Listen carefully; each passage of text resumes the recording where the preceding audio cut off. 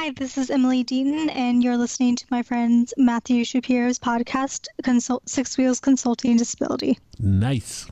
Welcome to the Sixth Wheels Consulting Podcast, dialoguing disability and discussing difference, inclusion, and all abilities in today's world. Now here are your hosts, Matthew Shapiro and Bob Nolly. Oh, this is wonderful. It's that holiday season we're just on the verge of. Ladies and gentlemen, welcome to the Six Wheels Consulting Disability Podcast. This is Santa-to-be, Bob Nolly. How is everyone? And my good buddy and your host, Matthew Shapiro. Matthew, how are you? I'm great, Bob. So if you're Santa-to-be, does that make me a reindeer? If you want to be, I should let you sit in the sled. Yes.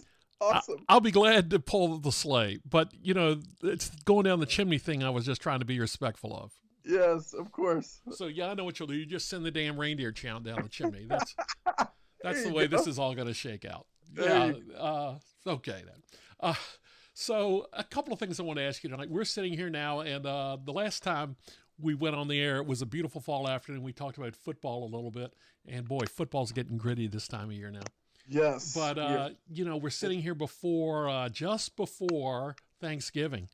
Yes. And so is the college football scene or the pro football scene now on Thanksgiving, is that part of your day? Are you involved with the Lions starting at noon here in the East and then throughout the rest of the day? Or what does your Thanksgiving look like?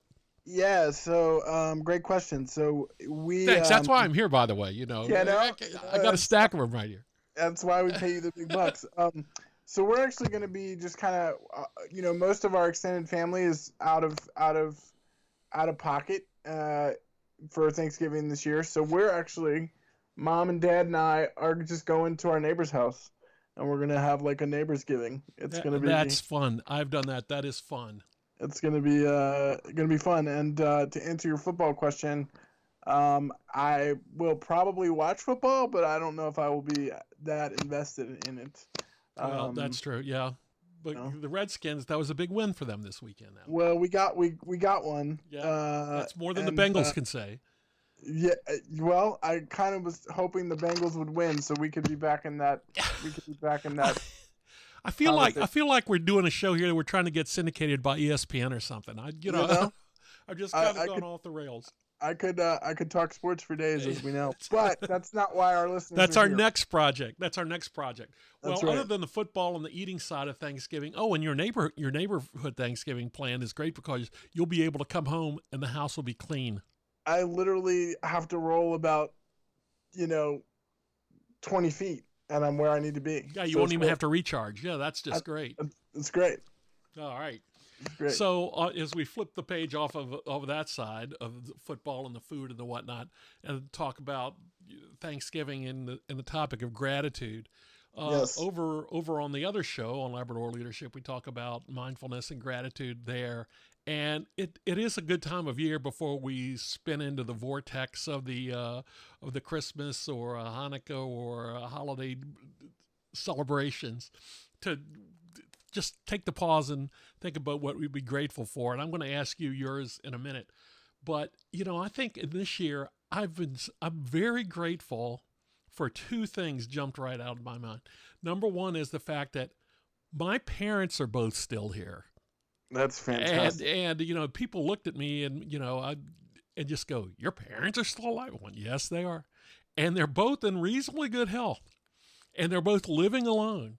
And they both have cogent, conversations, and we could tell stories and talk about, our past together and all the things that have happened in the family with my brother and sister as well. And I'm so thankful for that.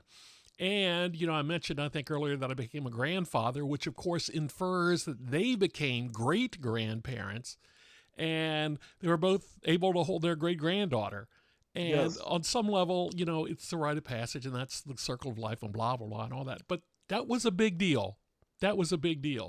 Sure. So I'm very thankful for that. I'm also thankful for all the cool people I've met during the year. I've started a whole bunch of new professional and collegial relationships that, it's like God just said, okay, Bob, you deserve a dose. Here they come. And I just met some great people in the past year. Now I met you the year before. So, you're in the 2018 book of gratitude. But Yes. 2019, that kept going forward for me. And I'm very thankful for that. So have I missed anything? I mean, I think you covered it all. I think the only thing I would say is like, I'll carry over from 18 to 19 and beyond. That's however long we get this keep this crazy podcast party going that we've made together. And I mean, I guess immediately I would say that I am in agreement with what you said in terms of. I'm very grateful for the people I have met in 2019. I am very grateful for the team of people that I have supporting the work with Six Wheels that we're doing, and I'm very grateful for the projects and the activities that I've gotten to take part in here in 2019. 2019 is a really special year for me in the sense that it's going to be the first year that Six Wheels makes a profit. Now it's not Wait going a minute, to just be. stop right there. Yes, we're talking about the capitalist mentality we all have, but Yes. Matthew, that's a big deal, and I'm applauding on the air here for that. Congratulations. Thank you very much. It's not going to be a ton of profit, but it's gonna we're going to be It's in the black. We're going to be in the black. So, and I'm grateful for the opportunities I've had this year. I've done, probably a handful of keynotes and continued to work with students and school professionals and all kinds of just amazing work that I've had the privilege to do this year.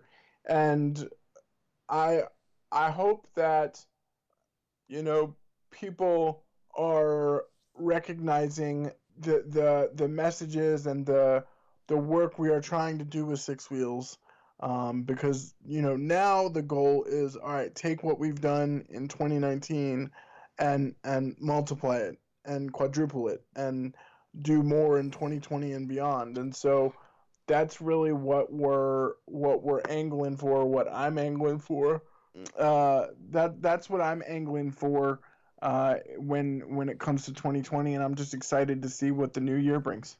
Oh, that's excellent. That's just excellent. And you've had some good R&R, even though it could be strenuous. Traveling is tough, as they say. We just talked in the last episode about your trip, and yes. So you had a great year going around the world doing that. As we get near the end of the year, New Year's Eve, people will host a glass and toast the possibilities of the new year. And oftentimes people raise the glass and just go, this year was terrible. Sure. But I won't do that this year. I'll look backwards on many things. And one thing for both of us that I feel I should bring up and mention is the fact that, this year Virginia became the national champion. In men's basketball. That does make me happy. I still can wind back to the beginning of April, sitting on the couch in the dark in the middle of the night, watching them just going, they're going to do it, they're going to do it.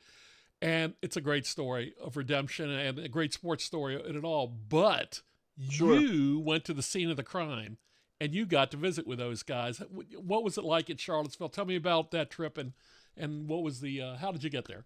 Yeah, so I had a really incredible experience, but I was very fortunate. And I was fortunate enough on November 21st to the Virginia football program does a program called Thursday Heroes, and they bring young people and people in the community that are battling something or do good work in the community, or whatever the case may be. They bring them in, and the football team sort of, recognizes them for their work, for their overcoming their illness, for whatever the case may be. And I was fortunate enough to be asked to be a hero. And you asked, how did I get selected, well, that's kind of a funny story, and I think it's also kind of a good business story too, because I was in the gym probably 2 or 3 months ago, and you were just talking about a minute ago about the national championship win, and so that day in the gym, I was wearing my University of Virginia national championship shirt, and I was leaving. I had just finished my workout, and I was trying to get through a maze of equipment. And so there was a water bottle in my way, and this very nice woman walked by, and I said, "Hey, would you please mind moving this water bottle?"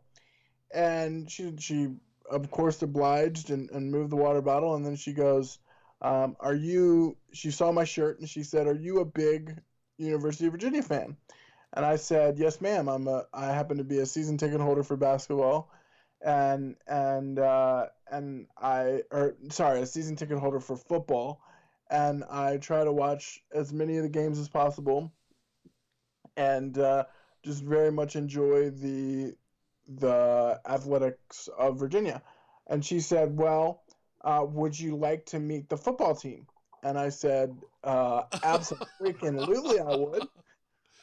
And so her name was Miss Malia Mitchell, and her son is a walk-on for the football team.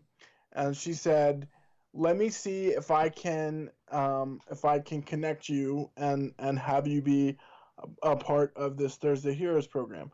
And so she took down my information, and probably 2 days later, I get a phone call from the University of Virginia football office, and they say, "Would you like to be a Thursday Hero?"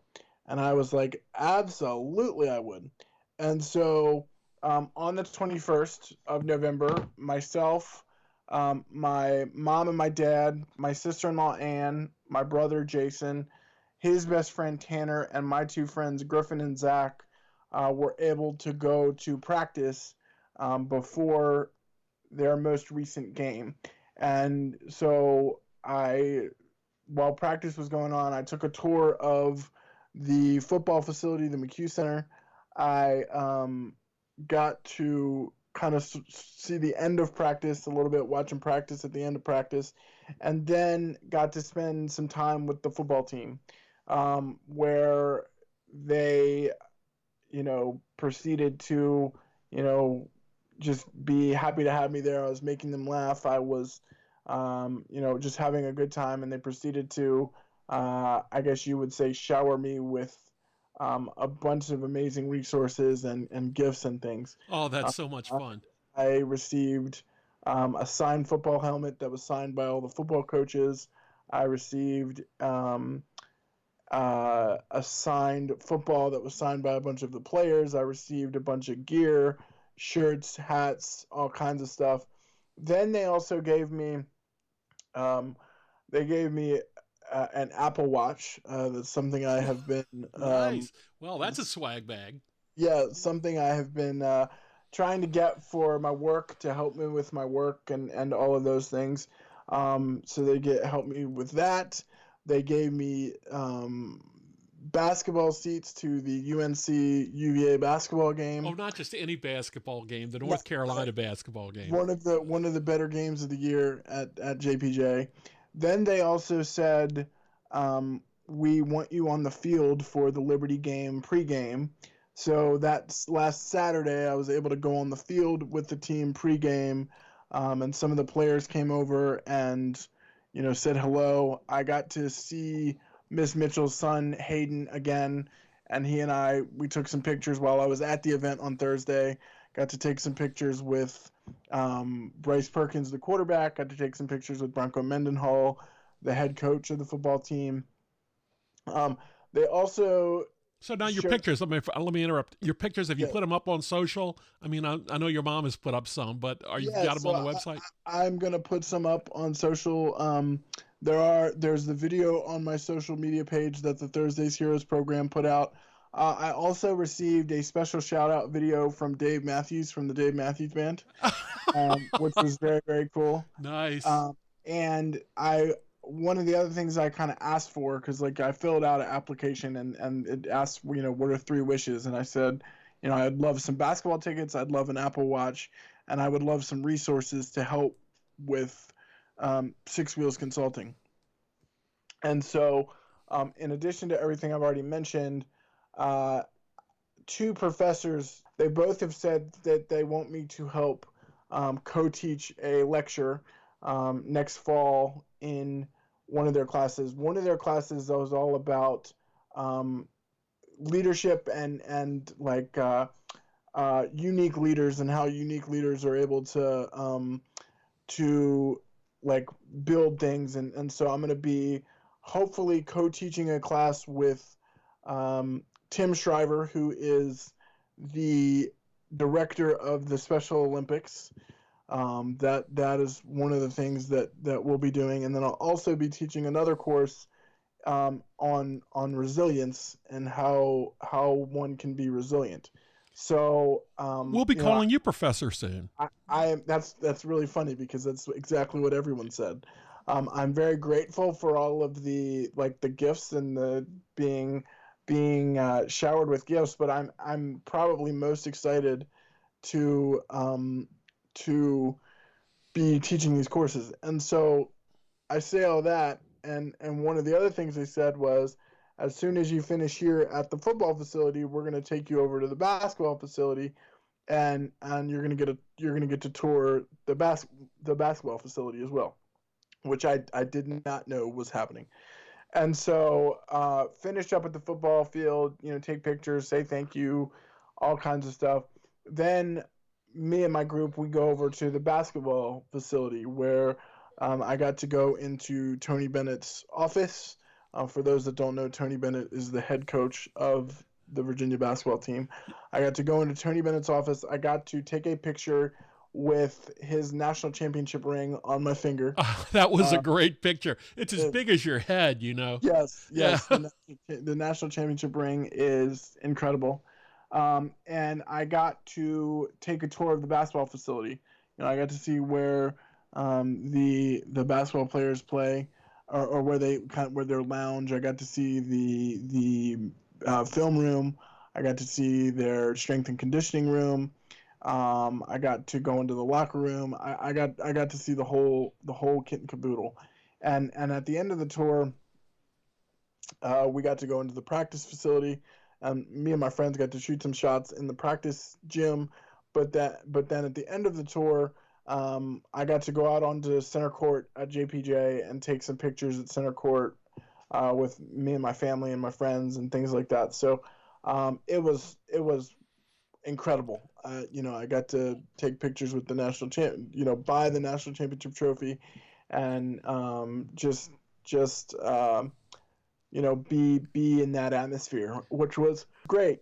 And the great thing is like both programs have said, well, you're now part of the Virginia basketball family, or you're now part of the Virginia football family. So I'm hoping that this also then leads to just being more connected with those programs. I really would love to do some speaking and some talks for the players. I'm really trying to get into doing some speaking in athletic departments and for student athletes. So I think this could be a great potential way to do that as well and to get that kind of going. But yeah, it was an incredible experience. Well, being an alumni there myself, I'm getting very excited here just, hearing your excitement and recounting that trip. How long did it take you to unwind when you got in the van to head east, back down the hill and come home? How long did that take for you to get, reacclimated to reality again? Yeah, I was definitely, we were all exhausted that day because we had actually spent the night in Charlottesville the night before. And the even funnier thing is that exact same night, we actually had tickets to see Hamilton at our local theater. So last Thursday was quite a remarkable day for us. And yeah, I mean, I was definitely wiped at the end of the day. And definitely incredibly grateful. You talk about being grateful, and you talk about thinking about things as the year's coming to an end, and I can't think of a better way to kind of wind the year down a little bit. But again, just sort of reflecting on, I think I am making an impact with my work with Six Wheels, and people are hopefully recognizing that work, and I'm making that impact that I'm trying to make. Every day is a new challenge, and experiencing stuff like that keeps me motivated to keep pushing forward and keep trying harder. Well, I've got to tell you, young man, my friend, the target you have set and the horizon you sailed certainly should be an inspiration to everyone within and outside of the disability community. I would prefer, as you know, to call it a motivation, not an inspiration. A motivation. We will Yes. call it a motivation then. Yes. Hey, let's tell everybody what we're going to do, because we've now, of course, we've said we're heading into the holidays. We're going to air a couple of our greatest hits coming up before the end of the year, so you can enjoy the holiday season. And when we come back in the after January 1 in the new year of 2020, we'll restart season 2. So looking forward to that. Yes. And as we wrap up, I also just want to wish all of our listeners a happy holiday season, healthy holiday season, and just thank you for your continued support of the podcast, and we would love to hear from you more, and we'd love to know what you want to hear about on the podcast. So please reach out to me on social media or me on my website, and we'll go from there. But yes, thank you to all of our listeners for listening, and I hope everyone has a happy, healthy, and safe holiday season, and on to 2020 we go. That's wonderful. And so many people have come up to me and said, what does Matthew want for Christmas? And I said, he wants you to go out to Apple Podcasts and hit the subscribe button and subscribe to the podcast and leave him a nice 5-star rating and review and comment so other people will be attracted. And now that you've cracked the Charlottesville market, so the whole University of Virginia community will be listening from now on, we're really inspired to raise our game. Merry Christmas and Happy New Year, my friend. I'm looking forward to talking to you on the other side, as we say in the business. Ladies and gentlemen, you have been listening to the Six Wheels Consulting Disability Podcast. It's been a great year for us here. We hope it has been one for you as well.